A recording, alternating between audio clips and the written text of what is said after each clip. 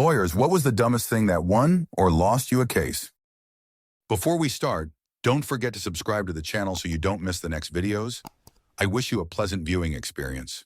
Story 1. Not my story, but one I heard as a young lawyer, illustrating the dangers of asking too many questions on cross-examination. The lesson being to quit while ahead. Don't ask open-ended questions that allow the witness a chance to explain. The case was about a vicious fight outside a bar. The accused was accused of biting the victim's nose off. The only witness was an elderly fellow who saw the whole thing. On direct, the witness said he saw the two fighting in a whole crowd of brawlers from across the street at night. The defense cross went something like this. Q. I see you are wearing glasses here in court. Are you nearsighted? A. Yes. Q. From the police report, it says you were not wearing your glasses that night. I. Yes, I ran out of my house without them when I heard the riot. Q. Again, from the police report, it was particularly dark and foggy that night. There was only a single light above the bar, and you were 100 feet away. Is that correct? A. Yes. Q. So you admit you are nearsighted, that the visibility conditions were not good. You could not possibly have been able to see exactly what happened 100 feet away from you, correct? A. Well, yes, but Q. Please just answer the question. A. Yes, sir, and here the lawyer ought to have sat down. Instead, they opened their mouth and asked the fatal question. Q. So given you admit you could not have seen exactly what happened, why did you testify it was my client who bit off the victim's nose? It could have been any one of those fighting A, because later, your client ran right past me and spat a severed nose onto my shoe. The latter bit had not been in the police report and was not mentioned on direct. Answer. Vinnie Gambini. Mrs. Riley, when you saw the defendants, were you wearing your glasses? Constance Riley. Yes, I was. Vinnie Gambini. Pointing upward and Mrs. Riley not looking in his direction. Over here, dear. Would you mind putting your glasses on for us, please? Vinnie Gambini. Stumbling a bit from staring into Mrs. Riley's eyes through her very thick glasses. Whoa!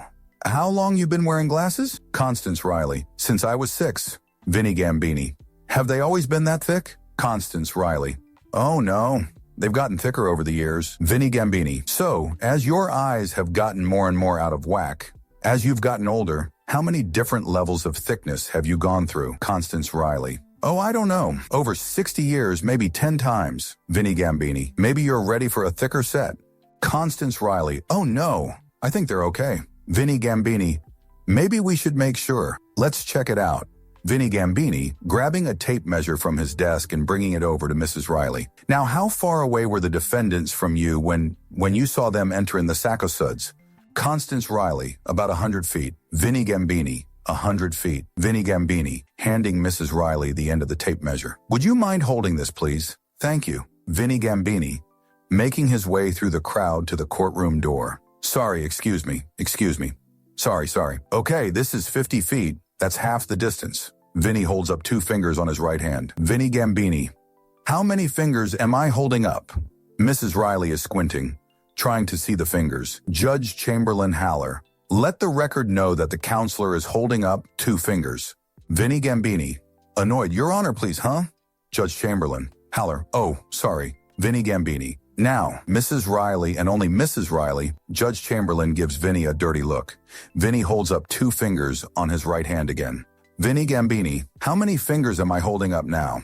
Constance Riley, squinting, trying to see the fingers. 4, Vinnie Gambini, coming back to Mrs. Riley amid the courtroom rumbling and she getting the number wrong. What do you think now, dear? Constance Riley, thinking of getting thicker glasses. Story 2. I had a client when I was working in the clinic at law school. She had stolen pills from a hospital, and the DA sent me security camera footage. It was legit her like 10 FT from a camera, looking around and shoveling pills in her pocket. I asked my professor how to approach it, and he suggests showing her the video. I did that, and her response was, so do you think I have a case? She ended up magically finding money for a non-public defender and fired me. She ended up getting a few years in jail. Answer. When I was in APD, this always baffled me. People would come in with the most clear-cut evidence against them. The only thing you could do was negotiate a plea deal that was as favorable as possible to them. They would then hire a private attorney and spend hundreds of dollars for what I could get them for free. The worst was this one time. Guy comes in on a suspended license charge.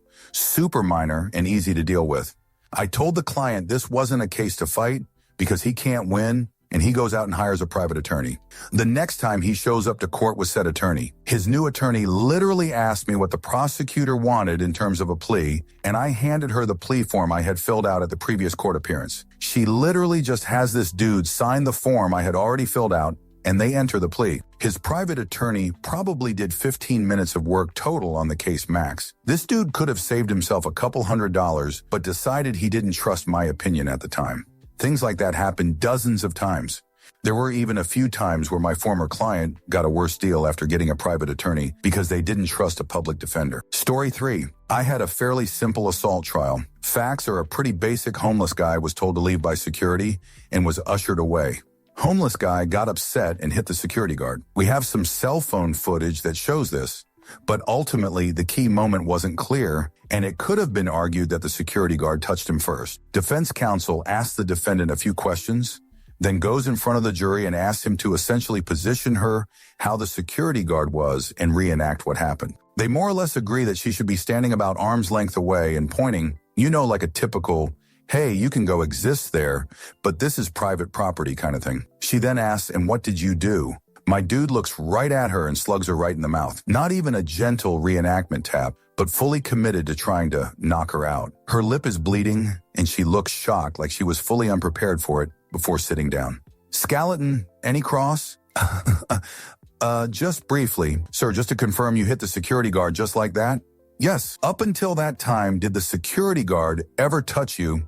No further judge. I didn't even get out of the courthouse parking lot before I got called back for the verdict. Story 4. Public defender in first felony trial, meth trafficking, where they had the whole exchange caught on video, including my client's alleged face and his license plate as the exchange took place in his car. When arrested the next day, he still had the marked bills in his wallet. All I could argue was reasonable doubt, probably isn't enough. He was facing 20 years because of his record. After 10 minutes out, the jury came back and asked if they could see my client's teeth. On the video, he had a bad case of meth mouth, but he had not testified, so the jury didn't get a chance to look in his mouth in person. The judge said, sorry, the proof was closed. They came back not guilty 5 minutes later. Spoke to foreman after. He said they were pretty certain it was him, but his teeth were so distinctive, they wanted to see them to be absolutely certain. I asked, what about the license plate and marked bills? His brow furrowed. That actually didn't come up back there, but yeah, I guess it was definitely him. Should we tell the judge? It's too late. It's over. Answer, kinda similar. Friend was on a jury for a case where guy got arrested for allegedly selling substances at a park. Guy's defense was no, he was there to play basketball, and the cops planted the substances. A few other in the jury wanted to vote not guilty based on that being possible. My friend had to remind them that it was nighttime and dark, no lights in the park. Guy was by himself and was not in the possession of a basketball. Story 5. Not a lawyer, but I do technical work for lawyers. I'm going to generalize this excessively because it's a real case. Did some data recovery analysis of a dash cam from a company vehicle involved in a very serious accident. Driver claimed to not be at fault. After doing recovery on the SD card from the camera, I found a video of a company manager sitting at the wheel in the company garage weeks after the accident, while the vehicle was supposed to be quarantined as evidence. He was on the phone with someone receiving instructions to do stuff to the dash cam. We could hear him say, "No, I already pushed it." He had pushed the red record incident manually button and recorded himself tampering with evidence, presented in pretrial negotiations. Case settled immediately in favor of my client. Answer, this wasn't a court case, but sort of similar. At a company I used to work at, I was part of our incident review team. Anytime there was any sort of accident with any of our company vehicles, we reviewed the drive cam footage. One of our technicians had hit a low-hanging tree branch. No one was hurt, but it did significant damage to the service van. He swore the branch must have fallen as he was driving by because he never saw it until he heard it hitting the van. We sit down to watch the video. He is texting, eating a hot dog, and looks straight ahead and yells, "Oh, shoot, a tree."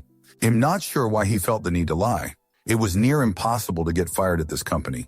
He wasn't fired for this, just written up and had to take a safe driving class. Story 6.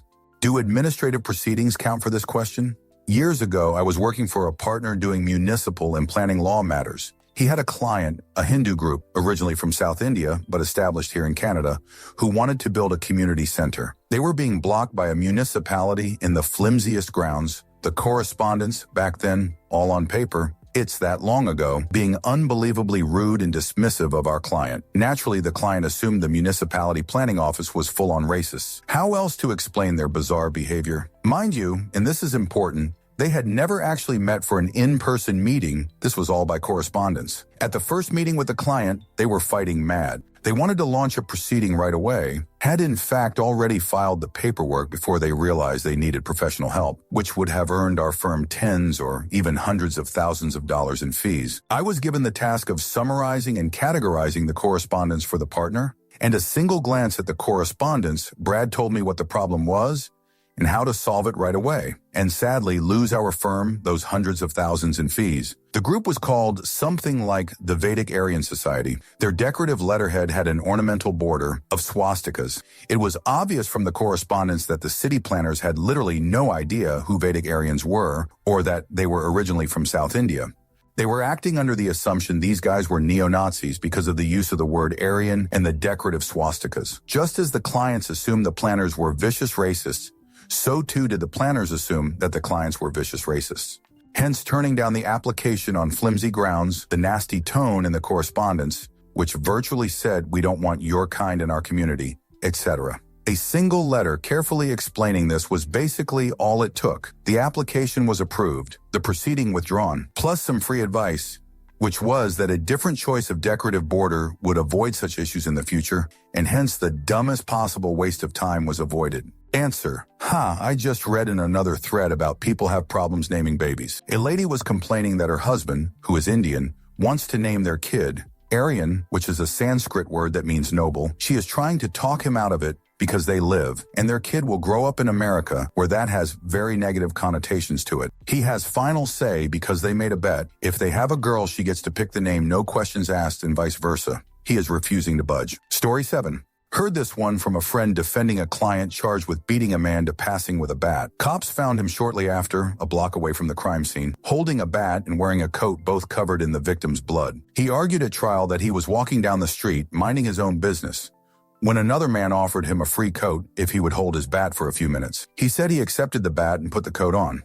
He then proceeded to wait for the mysterious man to return when the cops found him.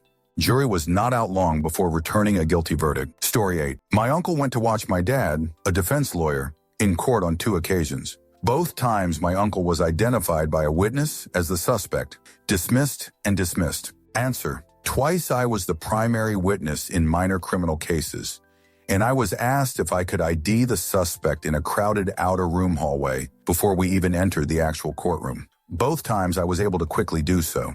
In both instances, I was told by the prosecuting attorney that if I had not been able to correctly ID the suspect in that pre-trial setting, they would not have proceeded. So not at all like the movies with a witness in the stand dramatically pointing to someone seated in the courtroom gallery. Story 9. This wasn't a trial, nor am I a lawyer, but at one point I was interning for a family law attorney. He had this one divorce case he was in the middle of, and I sat in on client meetings and mediation with the other party. They were discussing custody and weren't able to come to an agreement, so I proposed a potential agreement to our client. And after the other attorney talks it over with their client, they accept. After we leave the client, I'm riding high on the thrill of resolving things, when the lawyer I was interning with told me that the custody schedule I proposed was identical to one that had come up earlier in negotiation. The only reason they accepted this time is because both parties perceived me as a sort of neutral third party, so they believed the compromise was more fair then when it had been proposed by one of them. Story 10. This is more funny than anything. I'm a contract attorney in the entertainment and sports world. Had a client who's a mid-level writer-director calls me one day and says, "Hey, what legally constitutes a contract?" I explained the basics that there has to be an offer of terms, acceptance of terms, consideration of value, mutual agreement, capacity to make the agreement, and the offer in question has to be legal. I hear silence and then a shit. We may have an issue. Goes on to explain that he was in Vegas for the week and got to talking to this guy. They are having fun, getting goofy, and the guy pitches him a story. He loves it, and long story short, he writes it on paper the bartender had. Then on the date, he agrees if he uses this idea, the guy either gets 25 profit or a part in the idea, his choice. He signed it. The guy signed it, and the bartender witnessed it. I laugh. He says, "But I love the idea. I've legit spent the night writing it out. How fudge am I?" I asked him who took the signed paper. The guy did. Were you tipsy? Stone cold sober. Was the guy tipsy? He never saw him drink. I said risk factor is low but possible. He is a bit upset. Asking if he can change it, the story, and get away with it, etc. I said that was a question for his copyright attorney. Offhand, I asked where he was, when, and if he knew what the bartender looked like. He gave me all that.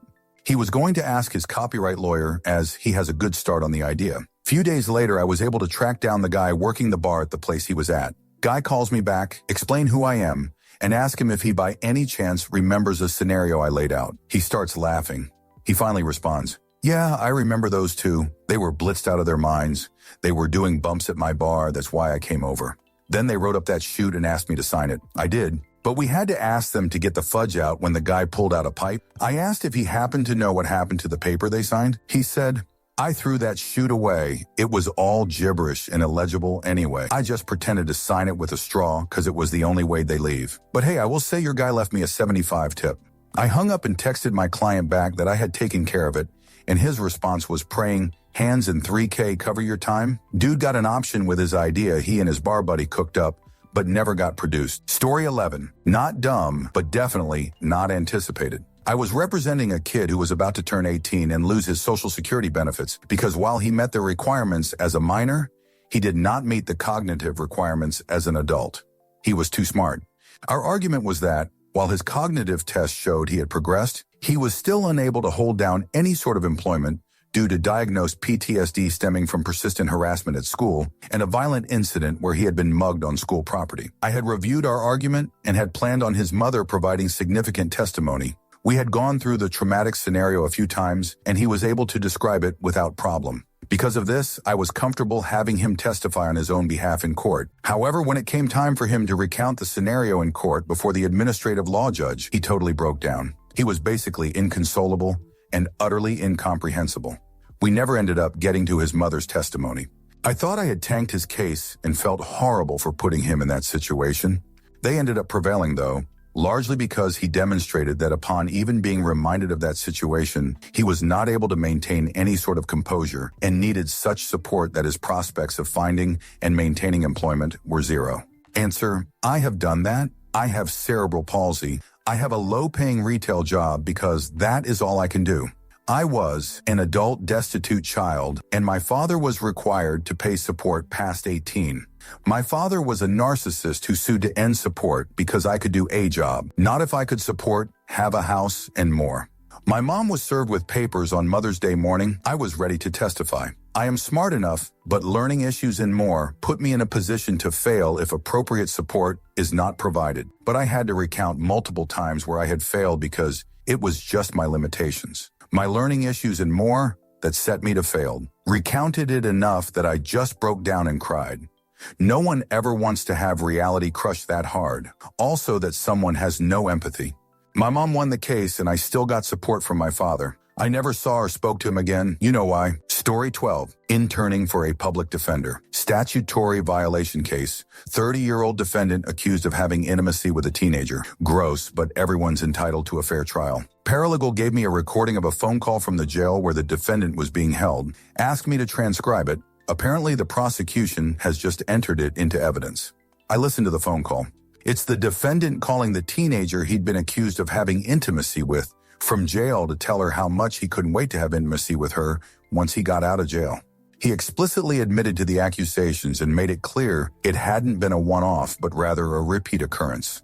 Something that had up to that point been in contention. Turned into a quick plea deal. Answer: don't be shocked if you stick in criminal work that this is common. I had a domestic violence case where we were going to the last call before trial, and I had just gotten jailhouse tapes the night before.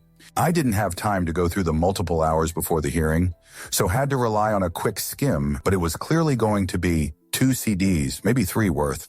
I tell the court this, and the defense immediately tries to jump down my throat, withholding evidence and such, but the judge and I were both cool, so I asked the PD which one they'd prefer to be the first exhibit. The CD titled Babe.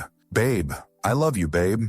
Please, I love you. Or the one starting, mocking crying noises, please. It is so hard in here. I mean, I'm fine either way. I haven't heard the entire thing, but probation, can you confirm that the defendant has a no contact order with the probation nodding victim? Story 13. I had a client charged with illegally camping on public land, aka being homeless in public. I moved for a dismissal at first appearance based on lack of probable cause. The municipal code defined camping as sleeping outdoors between 9 p.m. and 7 a.m. I pointed out that the police citation showed that they ticketed my client at 8:30 p.m. Story 14.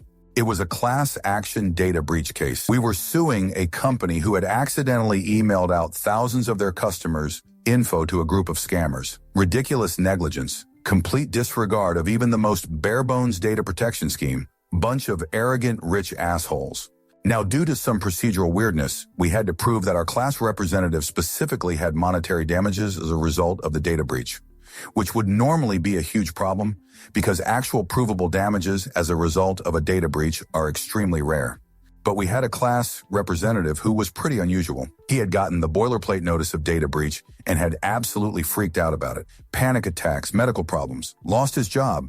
So in a 1 in a million situation, we had an opportunity to actually hold these people accountable for damaging the whole class of tens of thousands of people. The defendants got our representative's employee file in discovery and found he had been fired for a third strike of missing work. He had been home with a panic attack, but they wanted to show that he had skipped work for his daughter's school field trip, which had actually been his second strike. So we showed up to a hearing with an elementary school field trip schedule, which allowed us to recover millions of dollars for the class. Story 15. In IL, I was told this story a long time ago.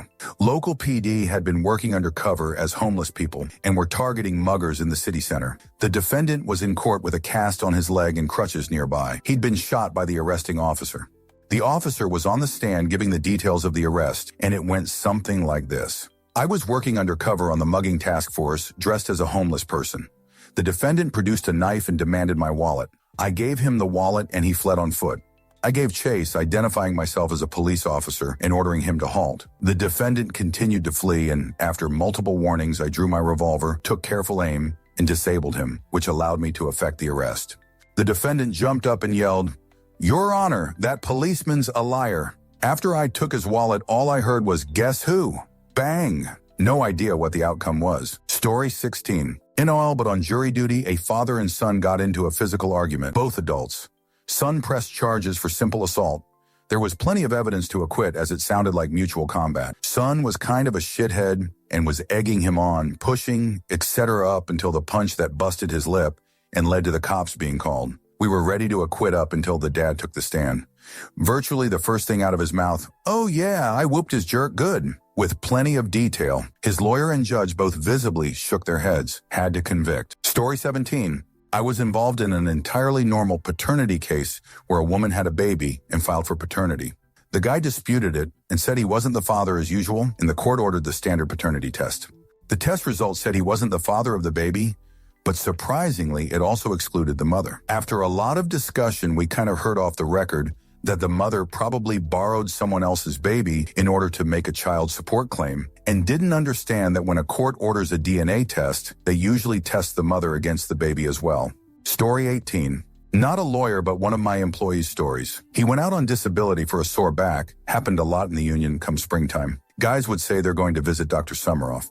He was also an urchin diver, and when the company sent someone around to make sure the guy wasn't scamming the system, they took photos and videos of him going in and coming out of the water in full scuba gear. Took the guy to court, and his defense was that they couldn't prove it wasn't his twin brother.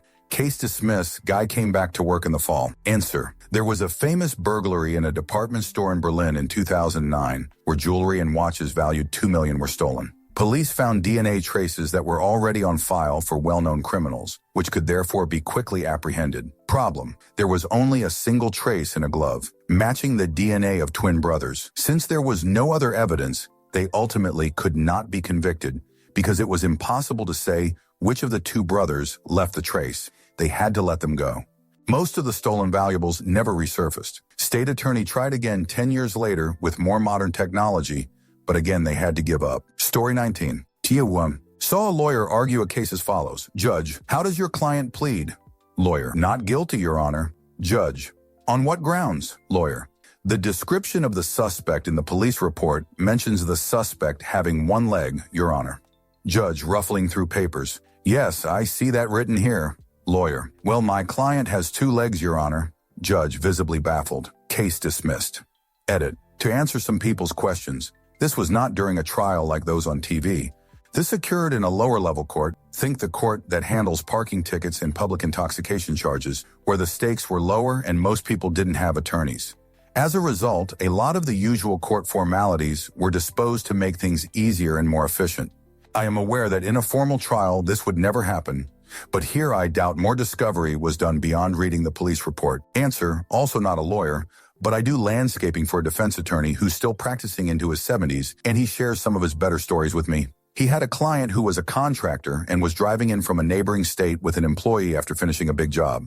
Apparently they were huge tweakers, and to celebrate a job well done, had purchased a substantial amount of methamphetamine. They got pulled over, and while the owner didn't exactly look or act like a meth head, the employee who was driving did. The cops call the substances dog, and it alerts. They get busted and charged with a couple felonies. Anyway, the client is retelling the story and is insistent that there was no substances dog. The lawyer shows him in the report when the dog came, etc. The client then says, no, the substances dog cops were there, but there was no dog.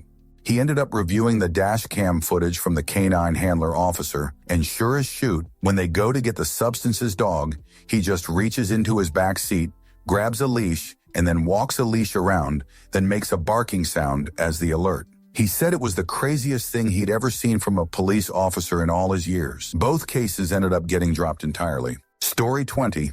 I was on a jury once for a road rage incident. The guy was driving a truck and forced a young girl in a car to hit a barrier wall. The defense attorney tried to paint the girl as an addict and was very belittling to her on the stand. It made us sympathetic to her and not the other way around. There were also witnesses that all basically said the same thing. The guy was at fault. The only thing we didn't find him guilty of was the damage to the vehicle because the prosecutor never brought or showed proof of the damages to the car, just that it was totaled. Story 21. Lady worked for a missile factory making missiles for the Air Force. Had a bogus bodily injury claim off a fender bender. Was treating with some questionable medical practices that get paid out of the proceeds of the lawsuit, so we were already suspicious. Come to find out, her treatment records show her being treated when she is logged into the Secure Access Missile Facility, monitored by the U.S. government contractor.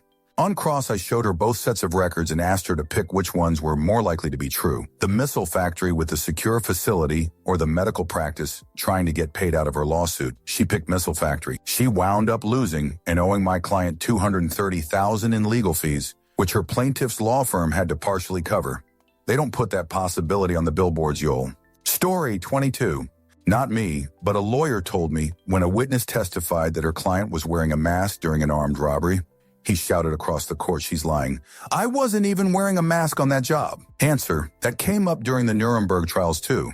One of the Nazi war criminals testified you couldn't remember anything from that period of his life due to some sort of brain damage. So they had a witness start making accusations of things that never happened, and the defendant stood up and declared that that never happened, which proved he had a memory of it. Story 23. I'm not an attorney, was a pre-law student before switching to engineering my junior year. Now I have master in planning and a MLS in land use and environmental law, so I'm familiar, but was sued for getting rear-ended. Yeah, you read that correctly. I braked suddenly to avoid a deer, and a guy rear-ended me. The guy had recently had a spinal fusion in his neck, and his airbag messed up the hardware. So he figured it was his shot for a payday. As soon as the responding officer showed up and the guy who hit me flashed his badge, I knew I was not going to get fair treatment. I didn't. The responding officer did not write him a single ticket, but wrote me a ticket for reckless driving and coming to a sudden stop without adequate signal. My insurance company offered to settle with him for $20K, but he wasn't having it. So off to a deposition I went. The deposition went well, I thought, and my insurance company made another offer of $60K. Again, his ambulance chaser lawyer plastered on billboards all over said no and said their offer was $500K. A court date was set. It was going to be a bench trial, as that's how my state handled some of these. I managed to easily get both tickets dismissed pro se and thought that was that and he'd finally settle. Nope, homeboy pressed on. My attorney was provided by the insurance company, and I had since moved away, so they flew me back and forth for the deposition and the court date. So in court, my attorney called the responding officer to the stand and asked one question. It went like this. Lawyer, were the brake lights on the defendant's vehicle operational? Officer, yes, they were. Lawyer, that is all, Your Honor. The plaintiff's attorney got up to speak and the judge stopped him immediately and said, "No, stop right there. Don't waste your breath. This matter is dismissed with prejudice." My trial lasted all of 15 minutes. The dude could have gotten a $60K settlement from my insurance company, but instead got nothing and had to pay his attorney. A shady cop either slipping up or choosing to be honest on the stand might have saved my jerk. Even better, since he lost and never took the settlement offers, my insurance rates never went up. My insurance company said they'd be going after him to recover their expenses. I assume they did. Story 24. Well, I'm not a lawyer, but my BIL got away with a DUI, crashed his mom's truck into a fence along the side of the road, got out and started puking on the side of the road. Owners of the fence heard it, then saw what was happening and called the cops. Cops show up and arrest him for DUI, but don't read him his rights. They also never saw him driving, nor did the witnesses, so his lawyer argued there was no proof he was the driver, and his testimony to doing so was thrown out, according to him, because he was never read his Miranda rights. Whole thing got thrown out to his fortune. Unfortunately for him, he picked up another DUI charge that stuck while going through the legal process of the fifth one. He was not given mercy on his sentencing. Answer: one little quirk that is hard for people to understand is that the police only need to read your read rights before they question. If they don't intend to question you and don't question you, they never have to read you your rights. When I was a PD, had client who felt so strongly he was going to skate on a very serious felony because the police didn't read him his rights. Was a big letdown for him to finally believe me when he learned it was irrelevant because the police never questioned him. The cops knew he was represented by counsel, so they didn't bother. He was a repeat offender, so it wasn't anyone's first time. Story 25. Client facing a termination of parental rights case calls me the day of the trial to tell me she can't make it to court because her current boyfriend surprised her with tickets to the Caribbean. Actually told me to call her after the trial to let her know how it went. Spoiler alert, it did not go well. Story 26. My buddy's employer lost a fairly significant case involving injury on a construction site because their lawyers just didn't show up. Story 27. Not a lawyer, but my brother is. Typically, jurors don't get to know whether or not the defendant has a criminal record because it could skew the case. However, during jury selection, the judge often asks the jurors themselves if they have any criminal records. If yes, they wouldn't be selected to be a juror. Well, during jury selection, the judge asked the room to raise their hand if they had a criminal record or criminal experience. My brother's client raised his hand. After the trial was over, guilty, the jurors asked my brother to tell the guy that they thought he was the most honest witness of all the witnesses in the case. Story 28. Client was accused of fraud, was so scared of being caught on the first fraud that they forged another email to disprove the fraud. The second email made it a stronger case. Story 29. Company wasn't doing great, so VC plaintiff sues the entrepreneur saying that defendant hadn't revealed key information risks. This was not long after Theranos, so presumably he thought he would play that game as the misled investor. There was a lot of evidence that these risks had been disclosed, but the real cherry on top was that in meeting minutes that the VC himself had edited for clarity, it showed that they had discussed this key risk and he invested after that discussion. Seems he hadn't disclosed that to his attorney. Story 30. One of my first public defender cases, I was representing the sweetest, tiny little 410 lady for a felony criminal destruction of property case. Typical it wasn't me excuses, but as a noob I fully believed her. We stood on business and at the pretrial conference with the prosecutor, I told him we were taking this one to trial. He laughed. I should have known. On the way out the door, he says to me, "Oh, I almost forgot. Do you want the video? I have it here and can just transfer it to you on a USB and avoid discovery." While looking at my client, I asked the prosecutor, "Video?" We watched it together. My client was wearing the same dress she wore to court. We did not go to trial. I got her 7 months in county and a downgrade to misdemeanor. She only did 3. She found out she was pregnant and got an early release. She was an awesome person who made an emotional mistake. I truly hope she's doing better. In FWIW. I never noticed her name in the client pool again, unlike several of my repeat customers. Story 31. Okay, this isn't a time I won a case, rather got a client to hire me. A potential client called for estate planning help and wanted to speak directly to me because he had never hired an attorney before, and he wanted to ask a couple questions, scope the vibe, etc. He was forthcoming and let me know he planned to shop around before choosing an attorney. So we are chatting briefly and the conversation starts to go like this. Him. I was wondering if there's a way with a will to achieve XYZ goals. Me. Him. Well, I'm sure there's a way to do it. But are you able to do that? Me. Where there's a will, there's a way. Finger guns in my office by myself. Him. Okay, I'll hire you. Who knew a joke that dumb would do the trick? My kind of client. Edited for formatting. Story 32. No one noticed that the date stamp on our expert's video of the fire scene did not match the date he said he was there investigating. Story 33. I've always loved the case of the man accused of stealing a Miami Dolphins jersey wearing it to court. Video. Story 34. I don't have a really great one of my own yet, so we'll share one of my bosses. We repped an event company that was putting on a hot air balloon show on behalf of a city that had gotten out of the case on sovereign immunity grounds. The plaintiff was a volunteer who had signed up through the city's program, so hadn't signed a waiver with our company and wasn't supposed to be helping with the hot air balloon stuff at all. The volunteers were supposed to be doing things like setting up booths and putting out chairs. Anyway, plaintiff came over to the balloon area, asked if they needed any help, and was told sure, he can help hold one of the ropes while the balloon is being raised, something to do with it needing to be loose while being raised, and then they could tie it down after. Not entirely sure of the specifics on that. It wasn't a main issue. Plaintiff was told to put on some gloves, but he didn't, and to absolutely not wrap the rope around his hand. He did. Surprise, surprise. The balloon jerked and ripped the skin off a part of his hand. Ultimately, he only had about $6,000 in medical bills because it wasn't that serious. Didn't lose a finger or tear a tendon or anything, just the skin. Now, 95 of personal injury cases in my jurisdiction are valued essentially by just taking the meds and doing a multiplier of like 1.5 to 3 for pain and suffering, with practically all of them settling in that kind of range. Given the nature of the injury, though, we were on the higher end. So the value range we had on it was 3 to 5x or $18,000, $30,000. Now that's an expected jury verdict range, so settlement offers tend to be lower earlier on since they'd save time and expenses against actually taking it to trial. We offered $12,000 before trial, got rejected. They were at $250,000 still. Probably could have gotten our client up to $20,000 or so if they'd actually tried negotiating, but they didn't. Anyway, at trial, they're playing it up as the worst injury imaginable, and that he's traumatized for life and can't deal with his ugly scarred hand. After quite a long back and forth between plaintiff and his attorney, as plaintiff describes how disfigured the hand is and how he wears a glove all the time now so people don't have to see it, plaintiff's counsel kind of does a dramatic pause, turns toward the jury and goes, "Well, show it to him." So plaintiff takes off the glove, sticks out his hand toward the jury, and the whole jury leans in, squints, looks at plaintiff's counsel, back to the hand, and then kind of lean back with all sorts of looks of confusion on their faces, because there was barely even a scar. Verdict was the medical bills only down to the penny.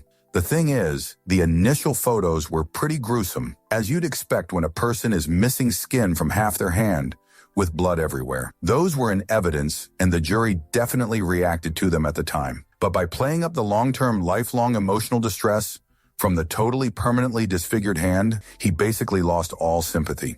If it had been me, it'd have had him admit that everything's okay now, and he's grateful for that. But he deserves to be compensated for having to go through the ordeal and the obviously immense pain he felt during the recovery. But oh well. Story 35. Of course, I'm not a lawyer, but we took our former landlord to small claims court. When we moved out into our recently purchased house a few days before our term was up, then the day we emptied the apartment, the landlord came in and cleaned while we still had a few days left on the rental. The plan was to go back and clean it up before the lease was up. However, a day before the lease was up, we got a statement from the landlord keeping all our security deposit for them to clean the apartment. Now, the last day of our lease, the apartment has been cleaned. By the landlord, we didn't have to do it. Now, since they had cleaned it prior to the end of our lease, when we vacated, it was clean. We were going to argue when the lease was up. Based on the landlord cleaning already, it was clean, and we didn't have to pay for it to be clean. So in small claims court, before we even got to argue it was clean at the end of our lease, the judge reviewed the contract, and there is no provision for the landlord to charge for cleaning. We won, but not for the reason we expected. We got it money. I did learn, however, that with small claims court, there really isn't any provision to enforce the fine. If they didn't pay, you were effectively required to take them to the regular court and get a judgment and some mechanism for them to pay, like putting a lien on the property. Even though the amounts for small claims court have increased over the years, you don't hear of many cases taken to small claims court. If you don't think this is true, this is from the Illinois Small Claims Court website, Judgment and Enforcement. If a judgment is issued in your favor, the court can order the losing party to pay the debt, but you may need to take further steps to enforce the judgment if the other party doesn't comply. Answer: I had a somewhat similar experience, though it didn't go very far. My former landlord had changed the locks before the end of our tenancy period, found this out when I went to clean the place, then started a whole bunch of repairs before the final walkthrough. So the walkthrough was a bunch of, this was damaged, so we had to replace it, coincidentally with upgraded stuff throughout. Then the landlord sent me a final bill for repairs that totaled $8K with my $1K deposit applied. The supporting documentation was a bunch of estimate paperwork, crucially, not receipts, just estimates. The piece de resistance was the estimate to have the driveway resealed because my car had leaked coolant, and the estimate was for 2 driveways. I looked over the paperwork, laughed, and promptly ignored it. 6 months later, right around the time annual income taxes start being filed, I get a threatening letter from former LL that if I don't immediately pay this outstanding balance, it may have to go to court. Former LL doesn't know that both my parents were landlords and that I knew 90 of what she claimed was illegal for her to charge, and I had pictures of the place when we had finished moving our stuff out. So I had my lawyer draft a "bring it on" letter. She lost her shoot, ran down to my lawyer's office and screamed at his receptionist for an hour. Lawyer was in court that day, then called the next day and screamed at my lawyer for half an hour, which I got charged for. Totally worth it because she dropped the whole thing after that. Story 36. I'm not a lawyer, but the person that had his driver's license revoked and then appeared in the trial using a video call where not only he was obviously driving, but also mentioned it like it was obvious before he realized how fudge up he was. That precisely case must be a top dumbest things a man pulled out in a trial, in a situation that certainly made the lawyer to get away as soon as possible from the court. Here's the link. Tours. Answer: that seems really cut and dry, but it was a misunderstanding. The man got a notice that his license was suspended in 2007, so I guess he assumed he had a license. After all, how can you suspend a license that doesn't exist? He thought that he was allowed to drive. It wasn't until years later that the error was realized. He ended up getting his license shortly after this, and the charges were dismissed, so it works out. Story 37. While shadowing a lawyer on a pro bono case as part of my studies, I sat down with him and his client before the trial, which was about the client allegedly having dealt substances to minors. The lawyer told him 10 times, when you don't have to answer, don't answer. Do not talk about anything regarding dealing substances. When not spoken to directly, do not even think about opening your mouth and saying anything. 10 minutes into the trial, the judge said something along the lines of defendant being accused of dealing substances, and the client just straight up said, yes, I did it, but don't do it anymore. It was a rather short trial after that. Story 38. Not a lawyer, but friend's cousin, who is one, was asked how she could defend obviously guilty people, and she just said it was her job. The main one that comes to mind was a guy that was reported beating another guy with a stick, or something heavier, and she asked the witnesses, so how did you see the accused hold the stick? And they all held up their right hand in an aggressive manner. She then said, but my client is left-handed, and that was enough to get him acquitted. She kind of treated it like a game. Answer: defense lawyers are the quality control for the justice system. They prevent people from getting labeled guilty for being a horrible douche canoe. You have to defend the obviously guilty as vigorously as the probably innocent in order for them to receive a fair trial. Nail in broadcast news. We take the right to a fair trial seriously, and unfortunately, the public no longer receives the education to understand the importance of the word allegedly. I think the change started when civics was removed from high school curriculums and replaced with social studies. Both are equally important. One about your rights and responsibilities as a citizen, and the other to understand that people who don't live like you do are still human beings with all of the rights that entails. Story 39. Now, a few years ago, I was managing an Apple authorized service provider, meaning we were a third-party company authorized by Apple to fix customer computers on Apple's behalf. This was pretty standard in my country, as there were no Apple stores, only retailers. So this lady came up saying we switched her motherboard without her consent and that we erased the serial number, which is technically not possible, as only SN writing was possible in new pieces, at least back in the day. The issue with this computer was a mistake made by the technician where handling the computer, so we purchased a new motherboard from Apple, and the tech, again his fault, forgot to serialize the motherboard. So when the customer checked for the SN, it was empty. We let her know it was a mistake, and please bring the computer so we can serialize properly. She refuses, said we will make more mess. Few weeks after, we got a call from the Customer Protection Bureau in my country, and they find nothing wrong with us fixing our issue. Still, the lady was mad and didn't take their suggestion. I thought it was over.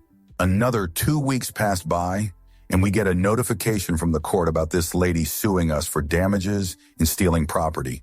Civil matter. I got the citation papers handed to me and read them before calling the company lawyer. As I'm reading, I noticed they wrongfully write the original serial number in the documents. Let's say that the original was M766XX7D, and her lawyer was suing for the computer N7VW00TD. I notify the lawyer, so we proceed to conciliation process at court. Back and forth questions about the serial number in the court papers, not a single question about the serial number in the service order. After a good 30 minutes of us denying ever having that computer, company lawyer said, well, we will countersue by defamation as this computer has never been in my client's possession, and we will go through Apple system to support that. The lady and the lawyer were furious when obviously the SN never popped up in the searches. Judge dismissed the allegations and they left. I think they never found out that it was their typo, the whole issue. Better thing for the lady would be just accept from us to serialize the motherboard as it was brand new and move on. Instead, she spent not sure how much money in this nonsense. Story 40. Not a lawyer, but the defendant victim, whatever. This was when I was still in high school, and things like autism and behavioral disorders and IEPs were still being worked out on. Due to a culmination of many kinds of stress, I had a bit of a meltdown. My IEP stated that what the school was supposed to do was get me to remove myself from the situation, go for a walk and calm down. Instead, what they did was basically grab me, manhandle me, shove me in a windowless staff room, and lock the door behind me. In an effort to try to vent some of that anger, I made an unwise choice to pick up one of those plastic chairs and chuck it at the wall. That was when the school's resource officer, who considered himself an oh-so-important man, rushed into the room, which I was alone in, mind you, and grabbed me from behind. Me being mad out of my gourd and having no clue who's grabbing me, writhed and tried to shake off whoever was grabbing me. The wannabe cop then filed assault charges on me with the intent of wanting to make sure I ended up in juvie. I was suspended from school for over a month leading up to the trial date. When we got there, the judge, who was an awesome woman, basically had this exchange. So, did you all follow anything in his IEP on how to manage that situation?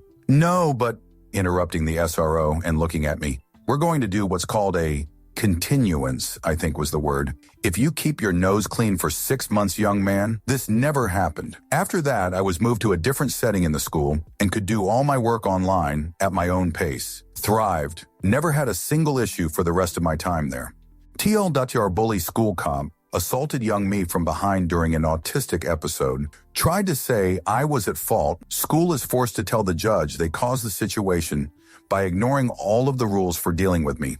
They agreed to and made every wrong decision. Judge professionally calls them idiots and drops the charge. Answer: that's nuts. My wife is a BCBA. Some schools in PA are like this. She was removed from a school system entirely for reporting school staff to CYS for body checking a nonverbal child into the bleachers where they were injured and needed stitches. The principal and everyone ended up just denying it ever happened, and eventually the parent believed the school telling her the kid tripped. Also, another school, a teacher would call staff to drag a 5-year-old against their will into a safe room nearly daily rather than allow my wife to use alternative ways to de-escalate. And also, school never informed parent of this. I'm pretty sure that is illegal, as that falls under restraint laws.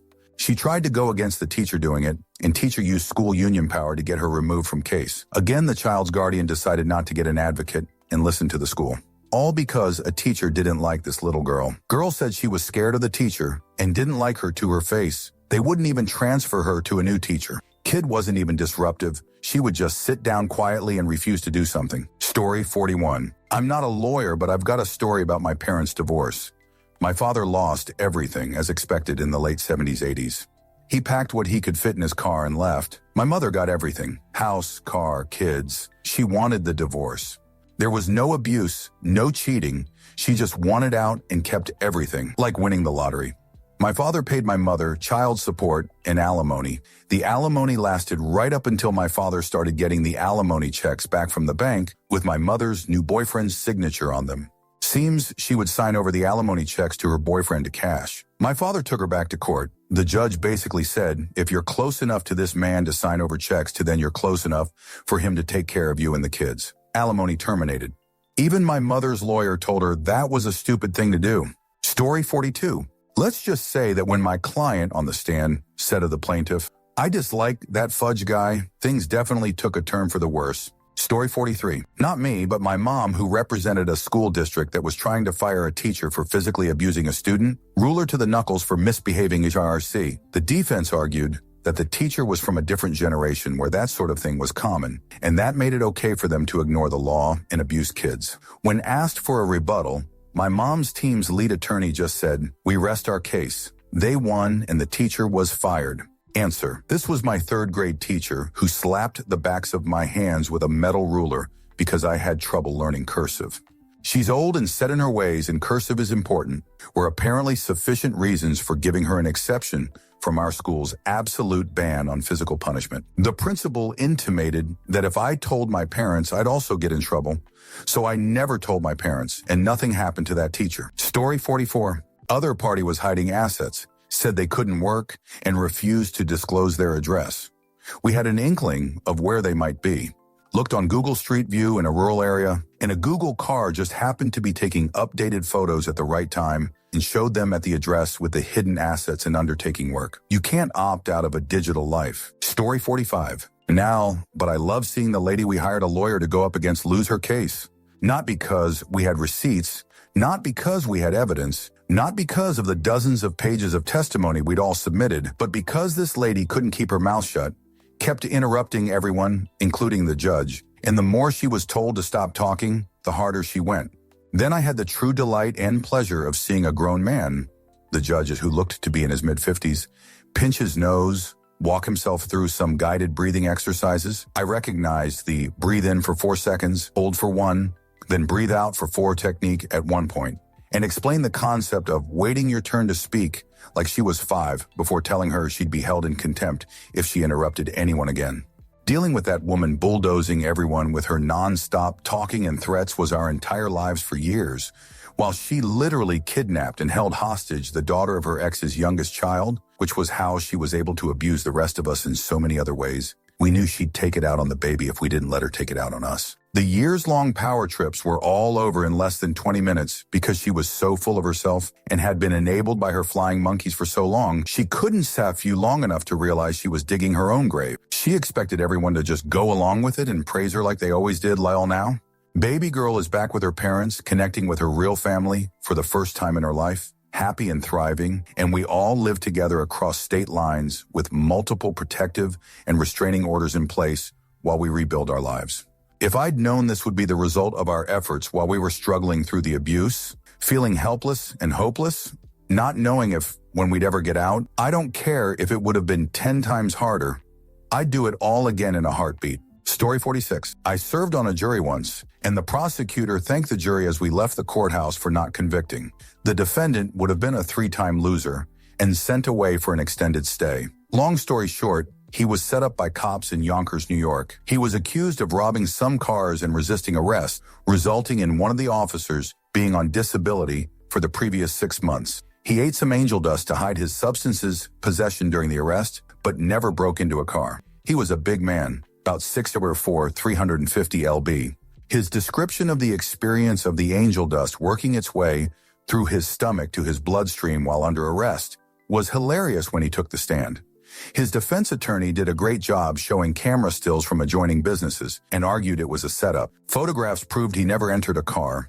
It was obviously a target job by the cops who just wanted to bust this guy for anything. I lived a few towns away and knew the reputation of the Yonkers cops. It took me a while, but I won in the jury room that day. Not guilty. BTW, the county never sent me my jury pay. Story 47. Not a lawyer, but work with law firms. Client was 100 in the right and was being sued for a business deal gone wrong. Lawyer asked for every scrap of evidence they have. Multiple times. They get told the client doesn't have some pretty critical paperwork, despite looking everywhere for it.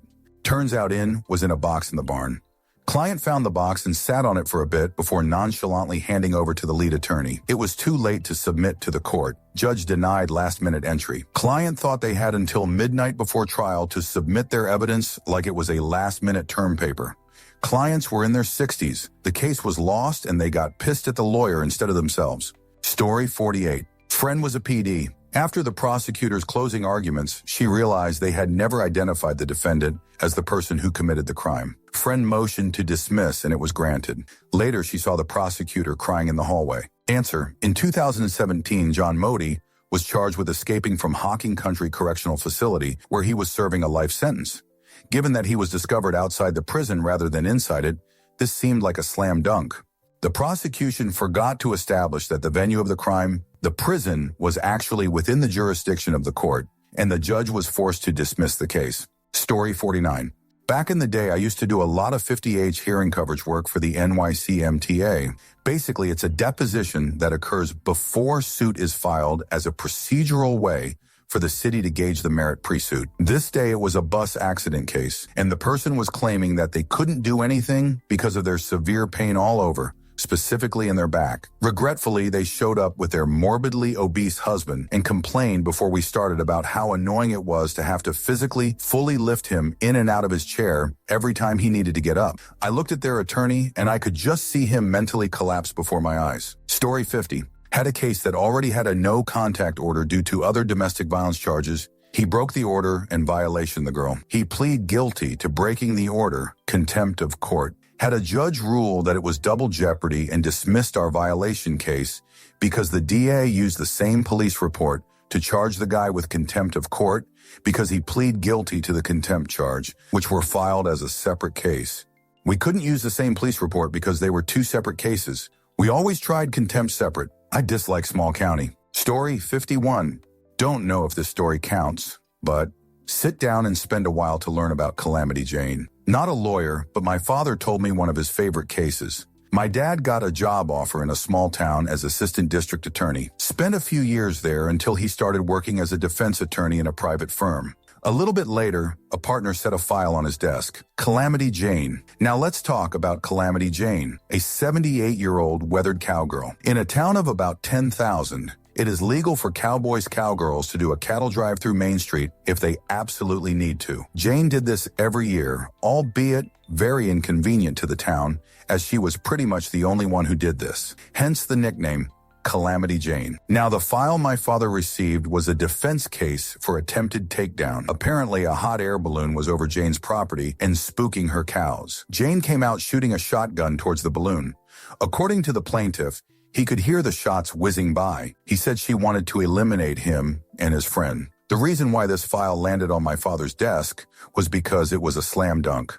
You could not prove she wanted to intentionally eliminate the two individuals in the basket. She came on as a client and said she didn't know them. They were spooking her cows and only fired a shot straight up in the air to scare the guys away. Never pointed it at them. Easy case, but the plaintiff had a friend, the new assistant district attorney. This new assistant DA came from a big city and was only there for the job for a bit, never liked the town, and wanted to jail Calamity for his friend. Next, Calamity Jane met my father for the trial. He informed her that this case will be easy. Jane said this will be easy because she had definitive proof that he is crazy. She provided my father with incomprehensible letters that she typed about the actions of the plaintiff. Every day he would get these letters from Calamity Jane, and they would make no sense. No matter slam dunk case, right?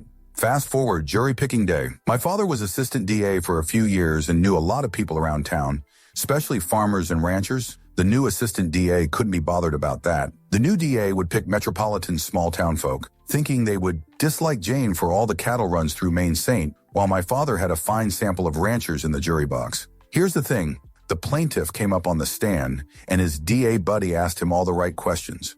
But no evidence could say she shot directly at them. My father came to the same conclusion with the plaintiff. She could have just shot off a warning shot up in the air. Slam dunk, right? Again, jurors pretty much consisted of farmers and ranchers, and you could tell they sided with Calamity Jane, even after all her fights in the local bars previously in the past. Finishing up the case, Calamity barged into my father's office, demanding that she testifies on the stand under court of law instead of just a deposition. This is very, very bad for a defendant. You know how you should shut your mouth and ask for a lawyer. You will most likely incriminate yourself under prosecution. After pleading with Calamity, he relented and they went to court. Even the judge told her that she shouldn't get on the stand. Bad idea. They had to move this case to the biggest courtroom in town on Main Street. The place was packed with over 300 people now. Jane came up to give her account on the situation. Under my father's defense, she told the story that the shotgun was just to get the balloon to go away as a warning, just like she said in the deposition. No malicious intent, prosecution time. After some standard questions, the assistant district attorney said, "Calamity, would you say you're an educated woman?" "Yes." "Did you finish high school?" "Yes." "Ever finish college?" "Did you get a degree?" He said, "Yes, I had my degree in biological engineering at USC in 1964. He just realized he messed up his line of questioning. Any education after that?" "Well, I got my master's at Berkeley." Shock in the audience. Assistant DA, snarl key. "Are we to believe that you graduated a top-tier school to take care of cows?" "No. My pa always wanted to get myself an education. I went to a great school, but that wasn't good enough for Papa. I went to Berkeley and then got a great job for a decade or two. Saved a lot of money. But then my pa's health was failing, so I went back home here. He passed, and I've been taking care of his cows ever since." The assistant DA still wanted to provide evidence that, "Thank you for watching the video all the way to the end. If you'd like to see more content like this, you might be interested to know that I've created another channel with a similar theme, especially for those of you who enjoy what I do. I'll leave a link in the description, and I hope to see you there. Take care."